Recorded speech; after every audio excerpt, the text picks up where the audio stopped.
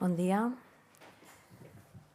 Primer de tot, gràcies a tots i totes els que heu vingut a aquesta roda de premsa de la CUP per valorar la valoració del president Illa dels seus 2 anys, del tancament d'aquest curs. La CUP el que podem dir per començar és que tenim la sensació d'haver assistit a un deliri. El president Illa ha descrit una Catalunya que només existeix als seus informes, a les presentacions del seu govern.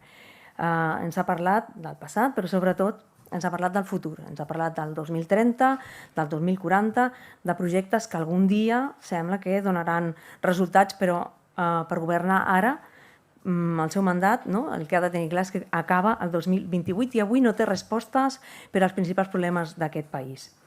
Illa, a la seva presentació, ha confós 3 coses: l'estabilitat del seu govern amb l'estabilitat de la gent, el creixement de l'economia amb la millora de les condicions de la vida d'aquesta majoria de la gent i l'absència de conflicte amb l'Estat amb la normalització de Catalunya. Les dades que ha anat exhibint al llarg de la seva presentació no expliquen com viu la majoria de la gent. Augmenta la població en risc de pobresa o exclusió. Potser tornen les seus d'algunes empreses, com ha explicat, però el poder adquisitiu no torna a les butxaques de les persones. Les inversions de l'Estat a Catalunya continuen sense executar-se com quan governava el PP en lloc del PSOE i continuen els trens aturats, la calor a les aules, les llistes d'espera i les dificultats per arribar a final de mes després de pagar el lloguer. Per això diem que hem assistit a un deliri, perquè el president ha presentat com un punt d'inflexió el que per a molta gent no és més que la continuïtat o l'agreujament dels seus problemes. Diu que es va trobar un país paralitzat i que ha estat ell, amb la seva gestió i la del seu govern, qui l'ha posat en marxa. L'ha posat en marxa per aquí, ens preguntem nosaltres. Perquè creiem que continua paralitzada aquella persona que espera gairebé 2 anys per una plaça en una residència. O si és una residència per persones amb discapacitat intel·lectual, 5 anys i mig. Això continua paralitzat.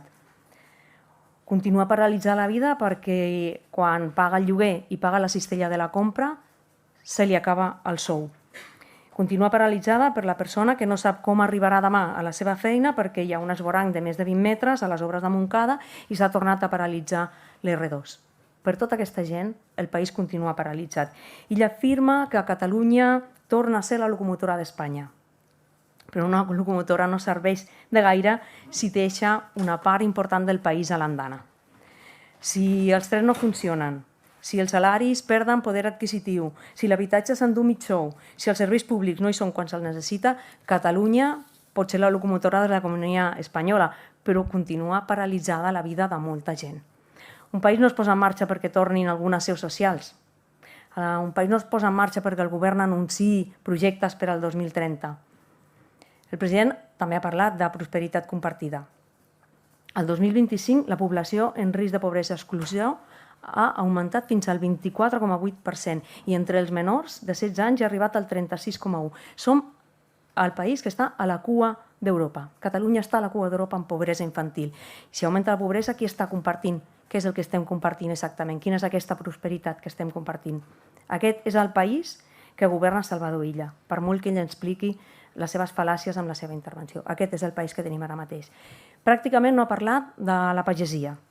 Portem aquests 2 anys del seu govern, han estat protestes continuades per l'excés de burocràcia, pels ajuts que no arriben. Això és el país que tenim ara, explotacions que han de tancar mentre el govern parla del 2040. Ha dit a la seva explicació que ara mateix ningú no pot negar el canvi climàtic. Doncs la veritat, la sensació que tenim és que és el propi govern qui no es creu el canvi climàtic, en base a les actuacions que està fent. Torna a anunciar inversions en prevenció que ja havia anunciat l'any passat però que encara no ha executat. S'ha excusat amb manca de pressupost, però per desplegar Mossos sí que hem tingut diners, no? Aquesta és la diferència entre una prioritat real i un anunci. Creure's l'emergència climàtica no és limitar-se a gestionar-la quan arriba el foc. És necessari invertir abans, gestionar els boscos, sostenir la pagesia, recuperar el mosaic agroforestal, desplegar les renovables al territori, però desplegar-les amb consens, de manera democràtica, no com ha fet amb el Plàter, amb aquest model de transició energètica que no ha estat consensuat amb el territori. La mostra és com preveuen endarrerir-lo. Per tant, no n'hi ha prou en proclamar Catalunya locomotora ni prosperitat compartida. El que cal és preguntar-se cap a on va aquesta locomotora. Qui pot pujar amb aquesta locomotora? Hi ha persones que no poden esperar fins al 2030. Necessiten avui un tren que funcioni, un lloguer que puguin pagar, una plaça d'una residència o poder continuar treballant al seu tros de terra. Per a totes elles, el país continua paralitzant per molts anuncis que faci el president. També ens ha presentat com un gran èxit la normalització política de Catalunya. Però el que ell anomena normalització, en realitat, per nosaltres és només l'absència de conflicte amb l'Estat, i no perquè s'hagin resolt els problemes, sinó perquè el seu govern ha renunciat a plantejar-los. I afirma que la convivència ha millorat, però confon convivència amb desmobilització, amb absència de confrontació amb l'Estat. El conflicte polític no ha desaparegut. Continua havent-hi una part molt important d'aquest país que reclama decidir lliurement el seu futur, però avui tampoc no hem sentit cap proposta per avançar en aquest debat. De fet, el govern ni tan sols ha creat aquesta Convenció Nacional per la Resolució del Conflicte que estava prevista a l'acord d'investidura, i que havia de servir per formular una proposta que abordés el conflicte de fons. No l'ha convocada, entenem que la seva idea de convivència consisteix senzillament a no parlar del conflicte. Perquè sí que ens diu que ara mateix a Catalunya hi ha una major convivència que abans. Però de quina convivència ens està parlant el president?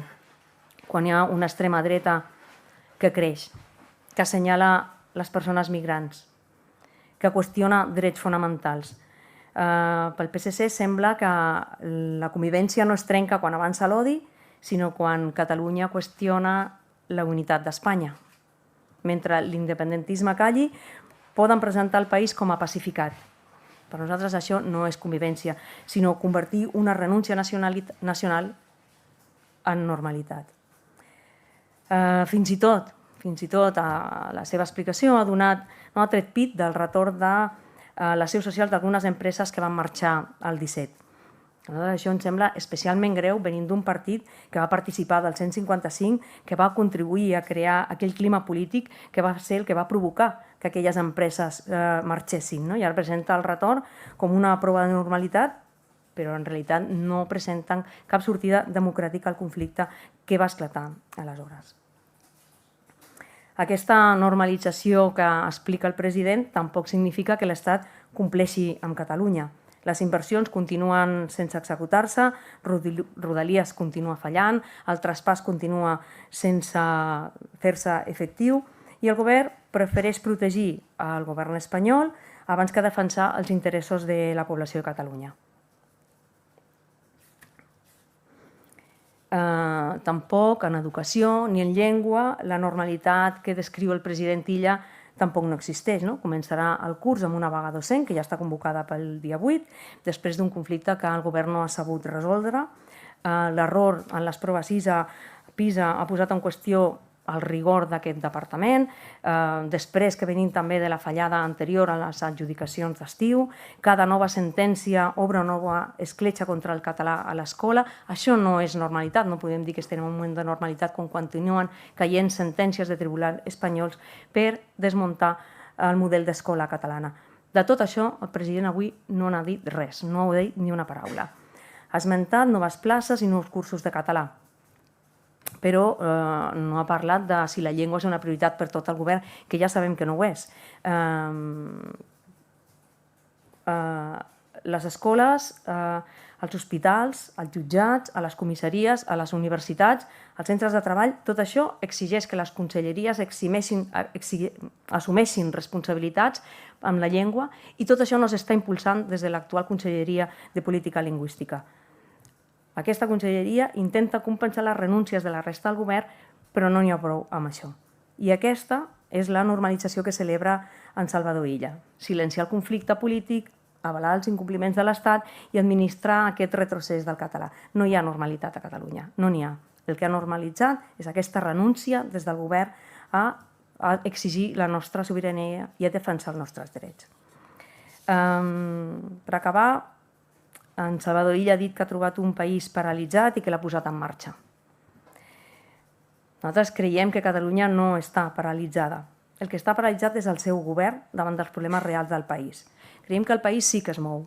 Es mou als claustres, es mou a les assemblees de docents, es mou entre les educadores, entre les sanitàries, entre les treballadores socials, es mou amb el moviment per l'habitatge que continua al carrer, amb la pagesia que surt a defensar la terra, amb els territoris que reclamen fer una transició energètica democràtica. Catalunya no està esperant passivament a que els plans del govern per 2030 o pel 2040 es puguin veure. S'organitza avui i s'organitza per defensar els salaris, per defensar els serveis públics, l'habitatge, la llengua, el territori. I al setembre tots aquests conflictes continuaran aquí, igual, perquè s'ha acabat l'estiu però aquí no ha arribat cap solució. El govern haurà de decidir si continua administrant aquesta falsa normalitat o si escolta d'una vegada el país real. Com us dèiem, el país ja està en marxa. No l'ha posat en marxa el Salvador Illa, sinó que l'ha posat en marxa la seva gent i d'esquenes al govern de la Generalitat. Teniu alguna pregunta a fer-nos? Estem a la vostra disposició. Cap? No, Pues sí, moltes senyora gràcies. Perdona. Perdona, m'agradaria preguntar-li per un altre tema, i és quina valoració es fa des del seu grup de l'afer de Ripoll respecte a la contractació de la filla de la senyora Orriols com interina de la policia local. Gràcies. Hauran d'analitzar com s'ha fet aquest procediment. El que està clar és que tenim una nova extrema dreta en aquest país que diu una cosa i en fa una altra. Diu que treballa pel país quan no apareix mai pel Parlament, diu que vol transparència i que vol igualtat per tothom i després es veuen processos fraudulents, presumptes processos fraudulents de contractació. S'haurà de veure la realitat, però jo crec que cada vegada més es va destapant el fiasco d'Aliança Catalana. Ho veiem també amb les declaracions que van fent els que van presentant com a caps de llista a Barcelona o en altres ciutats i com el que estan explicant realment no és cap solució pel país. Gràcies.